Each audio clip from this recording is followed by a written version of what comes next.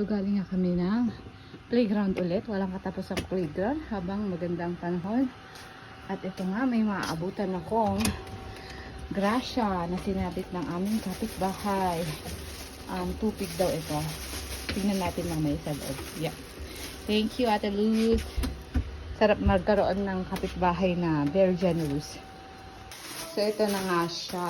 Tingnan natin ang laman, nilalaman. Taran! Tupig. May init-init pa. Amoy na amoy talaga. Amoy tupig. You want one? You want one? Thank you again. Thank you so much, Chi.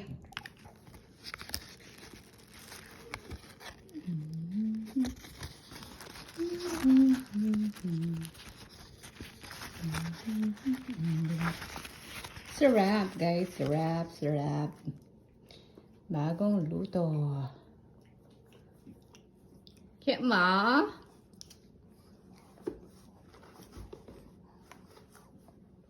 At may green pa pala na tupig. Ano kaya to, pandan? Green, color green siya eh. So, akala ko, kasi dalawa na yung nakain ko. Parehong ano, yung regular na tupig. So, ito, hindi ko alam. Let me see. Sarap. Lasang tupig. Pandan. Sarap. First time.